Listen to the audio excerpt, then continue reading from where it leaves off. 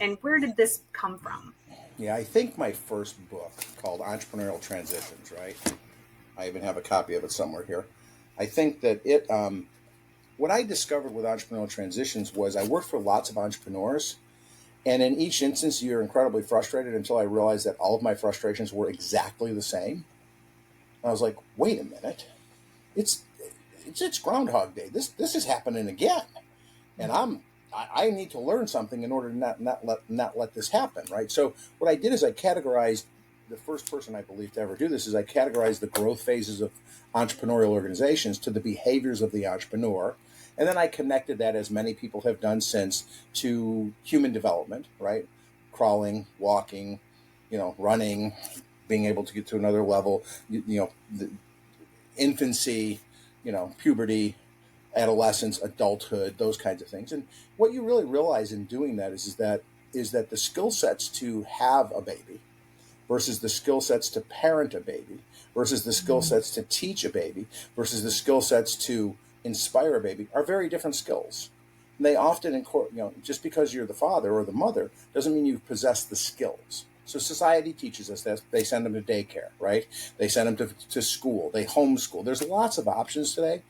The difference is that what you have to understand is what's your contribution and what are you trying to accomplish. I mean, oftentimes first-time parents are first-time parents, so they're learning how to be a parent as their child is learning how to be a child.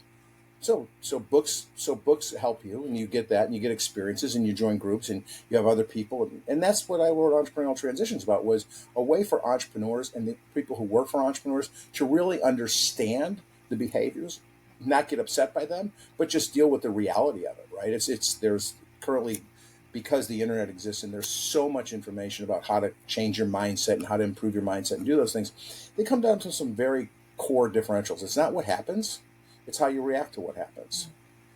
If you get mad at someone, that's you've lost control of your own emotion based on something they've done, not even you. So the conversations have to happen is that if you understand the behaviors in a segmented way and you can identify them, okay, then you can deal with that. It's not good, it's not bad, it's not right, it's not wrong, it's not normal, it's not abnormal, it just is. And then what I do with that, what are the skills I need to get to that point? And I have found that if I create an organized way for people to communicate, that's a whole lot more effective, right? So we've all learned that the difference between us and apes, right, are the opposable thumb and the ability to cognitively communicate, right? I'm pretty sure the opposable thumb is the only one that's an advantage, okay, because my ability to communicate is there. So I created some tools.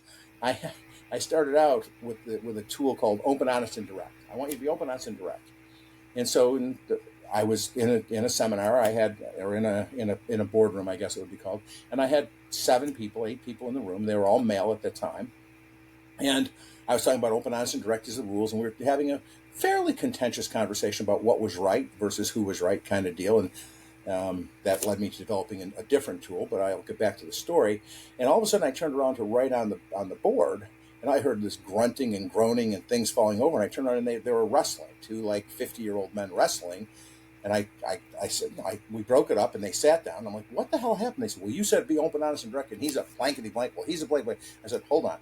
When I say open, honest, and direct, let me give you a denominator in a positive, nurturing environment.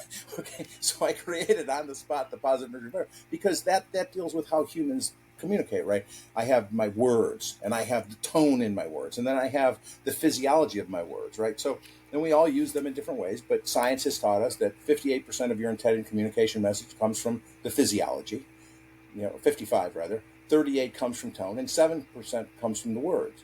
And we constantly hear people saying, let me choose my words carefully.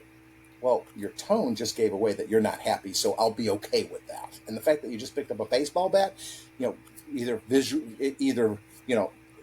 either in real life or in, it's like you're going to hit me with it. So 93% chance your words are going to be disingenuous because you're going to say, now we need to learn nicer.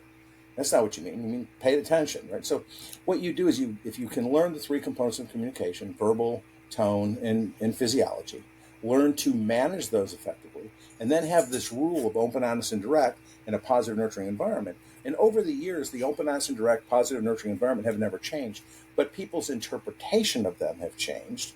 And today, the interpretation is be authentic and be kind. Whereas a few years ago it was transparent and nice, right? Today it's be authentic and be kind. And if you can be authentic and be kind, then you can actually have real conversations with people. Provided in the conversations, you're really going into a conversation in a way that you don't need to be right, but you need to do what's right. And I developed another tool, right, that exists, right? So it's, you know, the 6 C's, right, of communication, which I break down into conflict and competition. You're having an argument, and organizationally, you're going to fail because your argument is trying to determine who's right. Then you can have a conversation, and if you all conversations, you'll succeed. But it's about compliance and conversation about trying to determine what's right. But if you really want to prosper, you're going to cooperate and collaborate.